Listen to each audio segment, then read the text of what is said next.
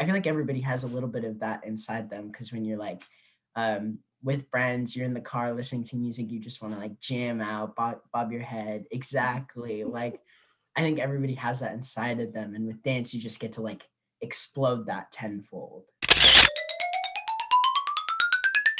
My name is Myles Mawa. I use he, him pronouns. I'm 17 years old and I'm African American or Black. Either works. And I go to Roosevelt High School. Hey, I'm Karolina. I use they, them. I'm 17 also, and I go to Curtis. I'm Ollie. I use she, her pronouns. I'm 16 and I go to Tacoma School of the Arts. Hello. My name is Rachel. I use she, her pronouns. This is our project, Art Eyes, where we take turns interviewing local artists from the PNW, visual and performing. We want to talk to teens who have a voice, who care about activism, and who want to share their art with us. Okay, to get started, we wanted to warm up with kind of a little bit of a game. Basically, it's word association, whatever comes to mind first when I say that. Okay? Sweet. All right. First word is art. Dance. Oh, interesting. Okay. Because word number 2 was going to be dance, but now I feel like it's just going to be the opposite. Dance. I guess movement. Third word, music. Classical. I played the clarinet since 4th grade. Me too. I played clarinet. Whoa! In middle school, I started playing tenor saxophone and I did jazz. Fourth word, dream. Performer. Nice. Fifth word, inspiration. The first names that come to mind are Beyonce and then Avery Gardner. I'm not familiar with the second one. Who's Avery Gardner? He's also a local dancer around my area. He's really dope. He's a teacher and has been doing this for a lot longer than I have. He's been like a really good mentor and friend to me, and he inspires me a lot. Space. Ooh, infinite. Nice. I was thinking of like 2 different ways. It could be like space that you, I don't know, exist in, or like outer space. How about poetry? Groundbreaking. Ooh, yes. An equally like amazing word. I love word association. I get really into it. Okay, when did you start making art or performing? I guess in elementary school, because I started in choir. Wait, I can go back even farther than that. Oh my goodness. In preschool, I took ballet and then I started choir and theater in elementary school. I would say that those are the first times that I ever got on stage, but I didn't start creating art of my own until middle school. And that's, I think, when I also found like activism, because I remember I would write poetry about being Black and the Black experience, especially going to an elementary school where I was like one of the only Black kids, and people didn't really understand that part of me. And I like was able to start expressing that through my own art, I would say like around 6th, 7th grade. And then I didn't start creating like my own dance art until I guess I started like choreographing and actually really caring about it the end of freshman year. So I started dancing in studio and taking dance a lot more seriously freshman year, the start of freshman year. And then I didn't start taking choreographing really seriously until the end of freshman year. Do you find that activism plays into your art a lot? Yeah, I would definitely say that. I'm finding that I've written a couple raps where they're just like in my notes. And those lyrics are kind of just like, frivolous, whatever kind of like sounds good. But the ones that I've actually produced have all been about activism. I think the first one that I produced was about protecting the elephants. And then from there, the other 2 that have been also like amateurly produced were about Black issues. Originally I wasn't mixing dance and activism very much until definitely over the summer, because Black lives were at the forefront of everybody's minds and of the news and media and stuff. And so dance was kind of also going through this like revolution of what is actually hip hop and how we have to honor the Black culture and what they've created and what we're all like sitting upon and that we need to honor. And so that's when I started being like, oh, hey, I can like mix these two as well. I can make super powerful pieces to super powerful songs. You've mentioned a couple mediums now, poetry, dance, music. What does your creative process look like with so many different options for you? I feel like a lot of people say this, but it's like spur of the moment, just like blips of like, whoa, like you have this great idea. I get a lot of ideas from these artists, Chloe and Halle. When they released their new album, there's a song called Baby Girl, and so many choreographers were dancing to that song, and it was all like Black inspired. It was these Black women just like showing themselves and being vulnerable in dance, and I was like, wow, that's so cool. And so it inspired me to choreograph the piece that I'm currently choreographing right now. I would say for when I'm writing lyrics, it's I very much go off of when I hear the beat and if I like the beat. So very much little blips of inspiration. A lot of inspiration I also get is from K-pop because they're very much performers as well because they dance, sing, and rap all at the same time. They're constantly like coming up with new concepts for shows and stuff. And so I really admire that like creative aspect to it all. And it makes me want to like do so much more with my creative adventures. Is your type of choreography very influenced to the K-pop choreography? It definitely has been mixed in. I think the way that I choreograph, I really love um, moments, and with K-pop, a lot of it because there's like hooks and stuff. There's a lot of moments in K-pop choreography because since there's so many groups out there, everybody's trying to be like engaging and pull your attention. I definitely love choreographing moments like that. Yeah. In terms of choreography, I know you've talked about moments, but which one do you find hardest for you? Is trying to get the energy? Is it this to get in sync? Is it formations, technique? Mm. I would definitely say like um cleaning everybody to look the same when I'm not the choreographer and I'm just a dancer on a team.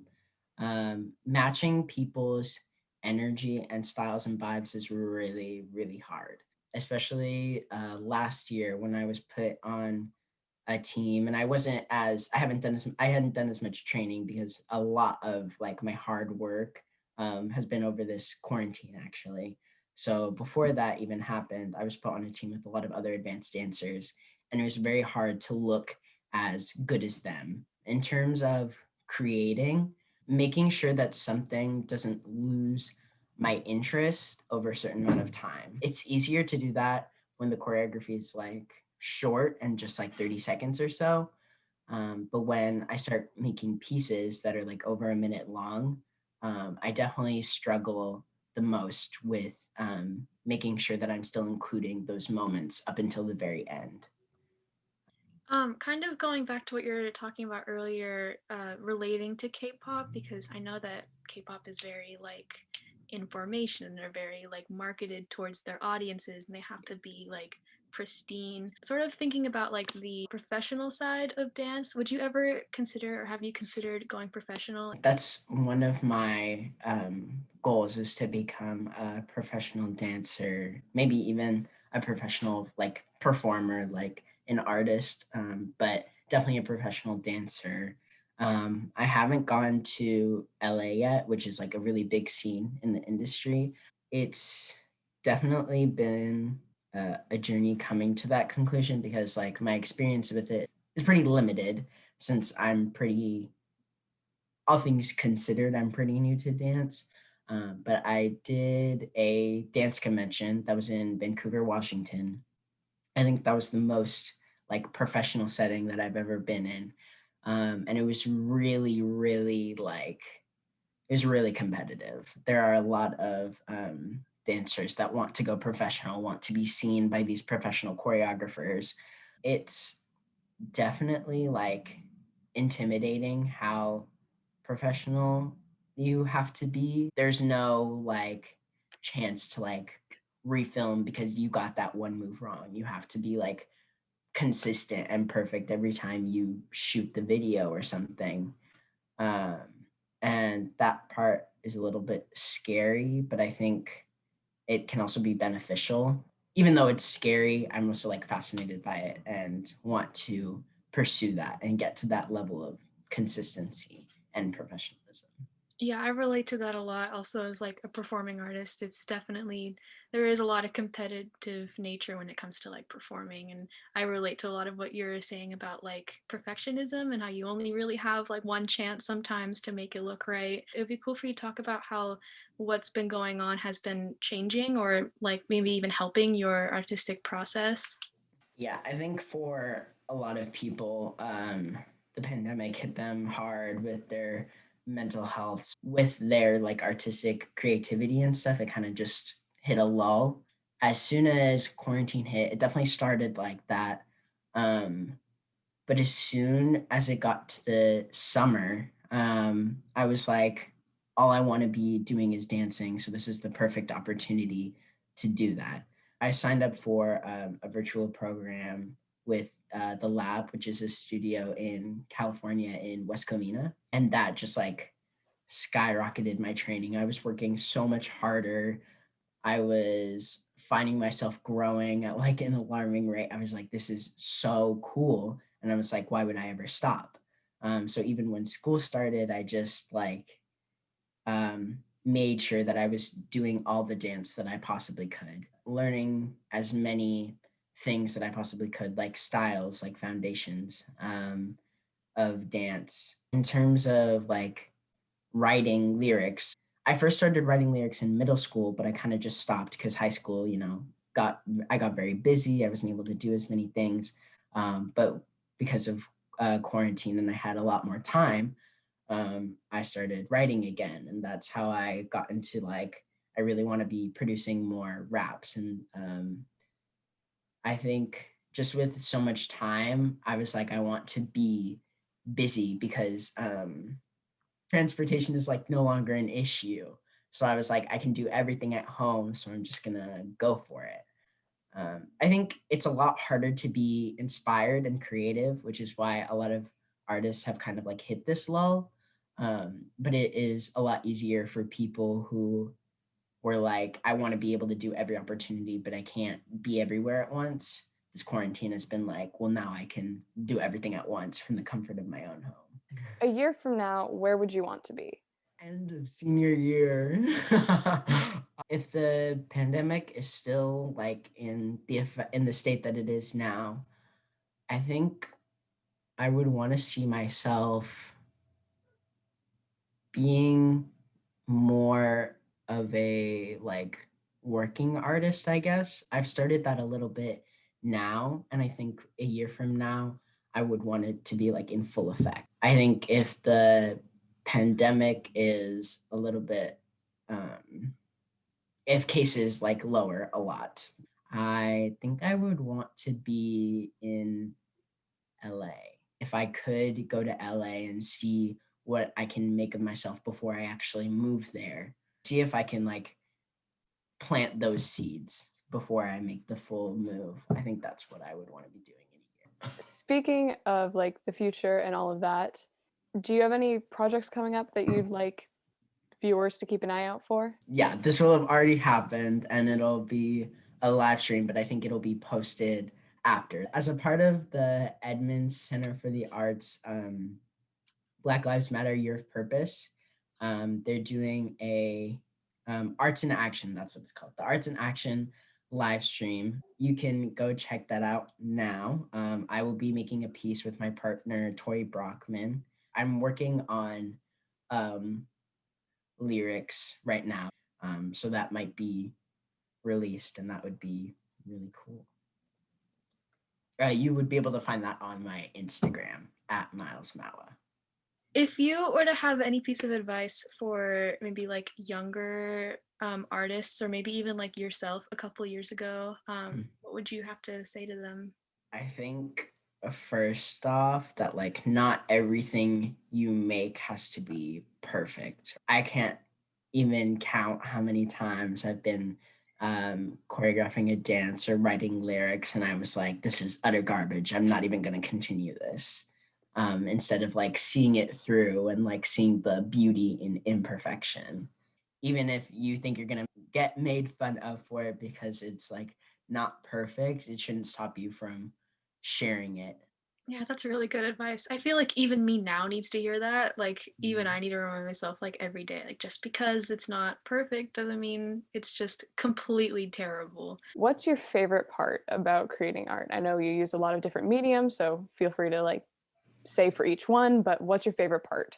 My favorite part about rapping and writing lyrics is that the lyrics are like, they don't have to, I guess with choreography, you kind of have to, the point is to make something feel good. That's like a very like strong point, but for like lyrics, it can literally be like something I just want to say, something you would say in a conversation. And then also that um, I can talk with like not necessarily a filter of my words, but a filter of my tone. I can talk in the tone that I am comfortable talking in. I can talk like how I talk with my Black friends and make it's not that it's like accommodating, but that it's like digestible for people because it's like in a musical form. With dancing, my favorite part about dance is just I feel so powerful being able to like almost take on this like other persona. And then I mean this sounds like really cheesy, but like with dancing it just feels good. Like it just feels good to be able to move your body to music in this way. Since we don't have any super like long form questions left, we could do some like rapid fire questions, more like get to know you type things. If there was a theme song for your life, what would it be? Ancient One by Keenan Lonsdale.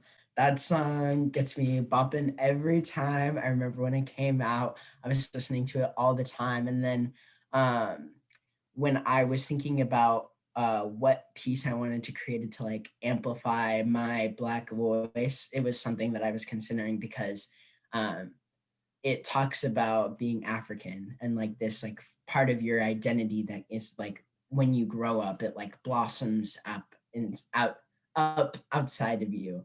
Yeah, definitely that one. Would you describe yourself as introverted or extroverted? I'm very much an extrovert, and with people that I like, have just met, I feel like me and that person, it's like we've known each other our whole lives within like 5 minutes. What would you do if you knew you could not fail? I would get on a plane to LA right now, audition for literally everything, anything and everything that I can get my hands on. You can collab with one person, any person alive or dead. Who would you pick? Oh my goodness. Probably Sienna Lalau. I think that would be so cool. She's a choreographer at the lab. And I'm like, we know each other, like kind of friends because I've been in that program for like a while. So she like, I'm a familiar face to her. I think it would be so cool to do collab with her. Her energy and like personality just explosive. And so like challenging myself to match that would be, I think, amazing and fun and so epic. If you could have any superpower, what would you have? I just asked my club this question, so I'm very much prepared. I would definitely clone myself so that I could be everywhere, like at the same time. One of our central themes for TAC this year is mindfulness, especially how it relates to art. How would you say that mindfulness plays a part in the art you create? I think mindfulness has played like a big part, and then also there's been too many times a lack of my own mindfulness because very much for these last couple months especially I've just been on full go go go mode, and sometimes it'll catch up to me where I'll be preparing for something and I'll be like under prepared, and at that point I'm not giving my full self because I wasn't, concentrating on my own mental health, my own state of mind, my own sleep that I need. Like I wasn't providing for my own needs, so I couldn't provide for something else that I wanted to do. I think I've also become more aware of how my art impacts other people. I've got a lot of people who have said that they've like gotten back into dancing because they've watched my dance videos, or they've like, it just makes them happy to see me diving so deeply into something. And that makes me aware like, oh, my art isn't just, although obviously it is for me and it should be about me, it's not just like, it's not just benefiting me anymore. When I like release something, it's also benefiting other people. And that's, I think, like, it's influenced me to like keep doing this and keep doing what I do, because not only is it good for me and that I can express myself, it's also good for other people to see people, how people become artists, how people like get into whatever industry they want to be in, whether that's like painting, singing, rapping, dancing, like all of theater, all of the above. Like it is always good to visually see somebody else's process. And I think that's, I've become more aware of that like this process that I'm showing to people could help somebody else go through the same process and like start their own journey.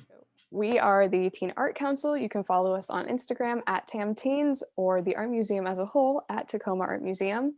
Every third Thursday, we do open night where we virtually hang out, talk about art, talk about mindfulness. Sometimes we make art. It's a good time. You should definitely swing by if you can.